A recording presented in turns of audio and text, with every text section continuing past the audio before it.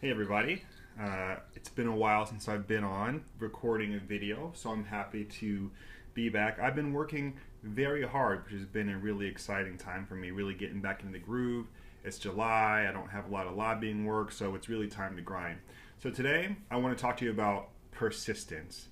Yes, persistence. Because I realized something today that really caught my attention.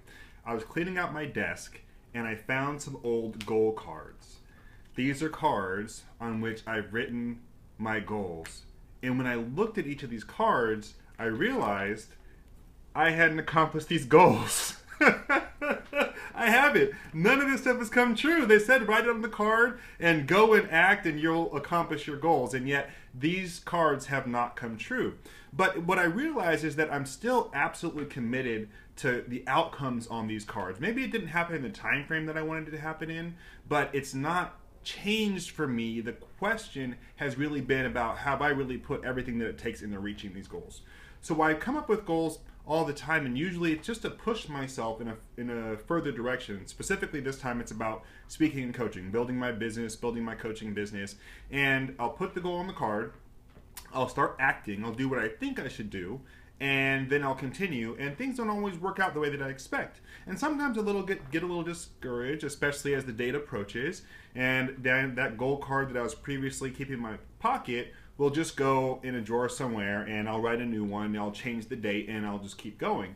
But I would imagine that I'm upset or something, or maybe I would be upset when I find a goal card that didn't come through true. But what really hit me this time was I'm just excited that I still am going for the goals that I set out for. That these cards, I didn't hit the deadline, but what's on there is still exactly what I'm searching for. So when you're really not reaching your goal, persistence is all about looking at your plan and saying, okay, that plan didn't work.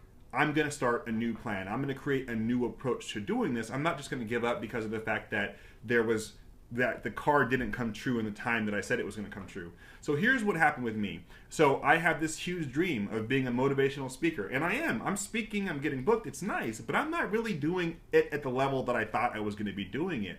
And I have to be honest with myself about this and how I went about it. And I found that I looked for a lot of shortcuts. I was a busy guy. I thought I'm really talented. I'll put up a website, I'll put up a video, and people will book me. I'll send a couple emails. It's going to be obvious because I'm great.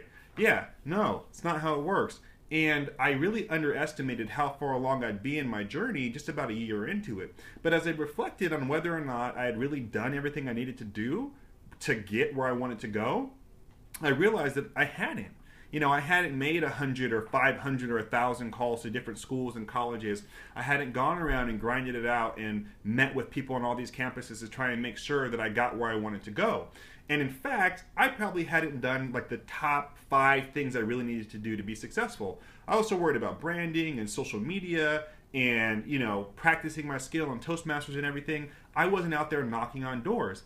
And the truth is, I was scared.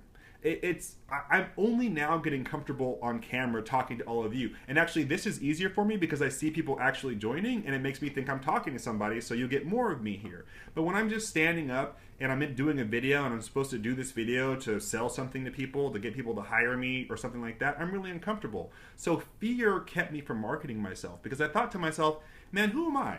I mean, I've got a good story and I've got some skills, but who am I to tell these people that they should come and hire me and their students need to hear my message? I really allowed that to stop me and to stop me from putting myself out there. Another thing that I feared was actually the impact that it would have when I told all the people who know me as a lawyer and a lobbyist and a public, office seeker that I'm going to go do speaking and coaching.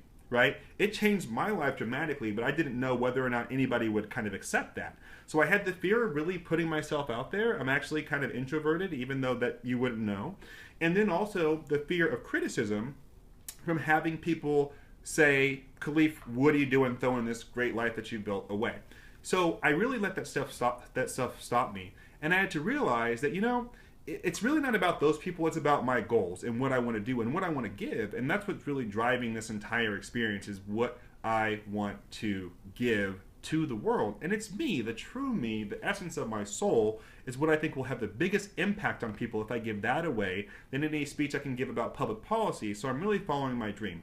But what I realized, coming back to the topic of persistence, is that I've kept going no matter what the barriers have been. And I've had to discover and create new plans over and over and over again to keep going. So yeah, I'm 18 months in from the day that I had this dream, and I've taken a lot of shortcuts that didn't work. I've hired people who were supposed to book me speeches, been in coaching programs, put up my awesome website, and thought that that stuff was going to work, and it just hasn't. So now, during July, I'm making hundreds of calls to high schools. I'm calling every high school in Sacramento, every high school in the Bay Area, every high school in Fresno, every high school in California, San Diego, places I want to meet. I'm on my grind. And what actually gets me about these goal cards, these goals that didn't come true, that I wrote down and found later, is that I'm still going for it. Nothing is actually going to stop me from doing it. I just have to actually do my best. Now, when would I feel like a failure? I could feel like a failure right now if I said, I've done every single thing that I ever thought I would do or should do, anybody ever told me to do, and I really didn't accomplish this goal. Then maybe I could say I failed. But in reality, I didn't give it my all. This brings up a good story about a friend of mine, and we were studying for the LSAT together. So we were studying for the LSAT. We both got to the end of the test period when we were supposed to be taking the exam and decided, we're not going to do it. So the next year, I went back and took the exam, and I did pretty well. I put all my time and energy into that test, and it was an amazing experience for me. So this guy, he goes out the next year, and he takes the exam. And he comes back to me, and I'm just got admitted to UCLA, and he says, Khalif, he says, man, I didn't get the score that I wanted. I said, you didn't? We were scoring in the same range. Like, how could you not get the score that you wanted, and I got the score that I wanted? He said, well, I don't know, man, but it's really discouraging because, I really want to go to law school and I really want to help people, but, it's kind of discouraging to know that I didn't get the score that I wanted. I said, okay, well, did you do everything you were supposed to do? He said, yeah, man, of course. I did everything I was supposed to do, of course. I said, okay, you did every single homework question? He said, well, I didn't do every single question. I did majority of the questions, but I didn't do every single question. I said, okay, well, did you do every single additional question that the test prep company gives us? He says, well, no, I didn't do every additional question. I looked at that stuff, but I didn't actually, I didn't do all the questions. I said, all right, so you haven't done all the homework. You didn't do all of the questions. I said, did you take all of the practice tests that are provided by the LSAT? He said, no, I didn't take all the tests, Khalif. I took some of the tests. And I said, well, I asked you if you did everything you needed to do, and you said yes, but clearly you didn't. And he was just like, yeah. I said, bro, you didn't not get the score that you wanted. You didn't put in the work that you needed to put in to actually get the score. So he was looking at an opportunity, or I should say, he was looking at a time when he didn't actually give it his best, and he was allowing that to impact how he felt about himself, and even would call that failure because he didn't get what he wanted out of it, even though he didn't give it his all. And so, you can't confuse your results with failure. Results are the result of the effort that you put in. So if you get a whatever lower score on the LSAT, but you didn't do all the work, that's not your score. That's the score that you got when you put in 70% of yourself to that task. It's not your score. That's lazy use score. Okay? And so I said, man, you didn't really give it your all. Don't allow this to be a detriment to you or something that slows you down, because it's not a true reflection of your ability. And the bottom line is, he never went to law school. Why? He didn't actually really want to. There was another way for him to serve. And so instead of being so, beat up about that, he went on to start a business, and he's doing really, really well for himself. But, so coming back to the goals that I had set, I look at these goal cards, again, that are not really, I never accomplished these. I haven't accomplished these yet. And I say to myself, Khalif, have you done everything necessary to get to that goal? And the answer is, no, I didn't. So, when I find these cards where I didn't accomplish the goal, it really motivates me to go even harder, to make as many calls as I need to make, knock on as many doors as I need to knock on, send as many emails as I need to send to get to where I want to go. And, so when you aren't achieving your goal in the time that you wanted to achieve it or in the way that you want to achieve it, change your timeline. If it didn't happen in January, move it to February, move it to March. Always give yourself a second chance. But the other thing, and the most important thing, is change your plan. Persistence isn't about doing the same thing over and over and over again until it works. It's about trying something different and something different and something different and something different until you find something that works. And when you find that thing that works, you perfect it. You put that process into place, you make it automated, you do whatever you have to do, but it's really about finding the right plan. So organized planning is a principle of success as taught by Napoleon Hill, and I have to say, honestly here, I've been not that great at it. I've executed my 15-day plan or in my 30-day plan, and I've kept my arc going, but I haven't been perfect at organized planning and keeping specifically to a plan. So now that I found my goals, my goal cards that never came true, and I'm focused on putting in this renewed effort, persistence requires that I create a concrete plan that tells me what I'm going to be doing this week, next week, the following week, all the way out until the end of the year, until I can show myself on paper, look, dude, if you do all of these things, this will come true. There will never be a day again where I look at a goal card that I've written down and I say, oh, I just wrote that and kind of threw it away. I think that hit the microphone. I just wrote that and kind of threw it away. It will have to be, I wrote the goal and then I wrote my specific plan to get there. And an important part about the specific plan is it doesn't have to all add up. You just have to be moving in the right direction and doing everything that's in your power to get there. The universe, God, will come to your aid when he sees that you've been doing what you need to do to get what you want out of life. That's when the amazing miracles show up in your life. That's where the coincidences show up in your life, is when you're putting in the work. And the energy is being attracted to you, and you're telling people, this is what I'm doing, can you help? I haven't even asked all of my friends to help me book speeches at their former schools or jobs and that kind of stuff. I was a little embarrassed, I have to be honest, but look, how are they going to help me if they don't know exactly what I want? How is anybody going to help you if you don't know exactly, if you can't tell them exactly what you want? So it's getting an organized plan, making sure you leave no stone unturned, and then understanding that striving for something that does not seem attainable is the only way to attain it.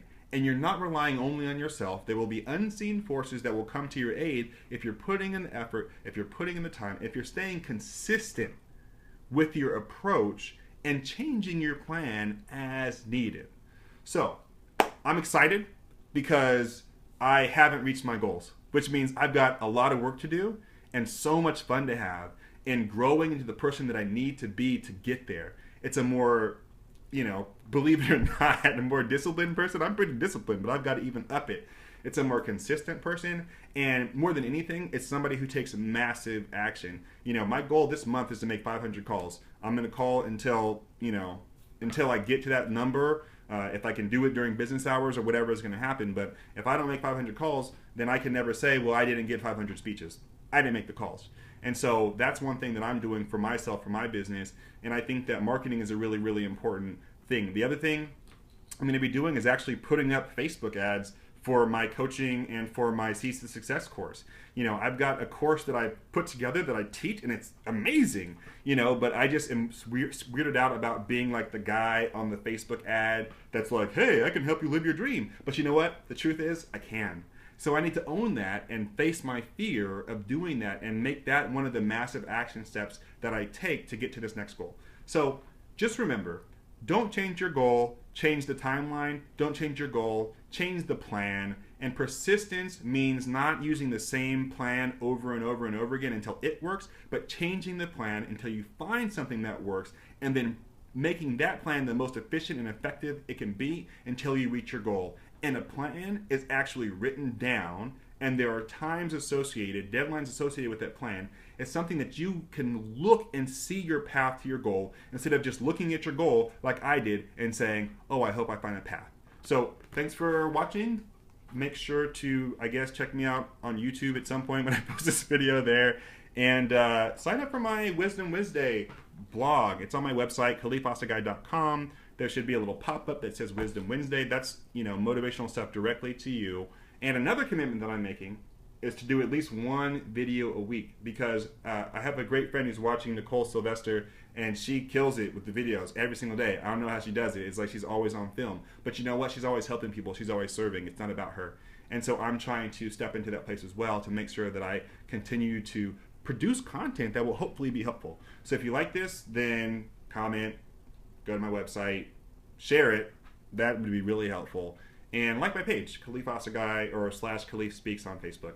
Thanks, guys, for tuning in, and peace out.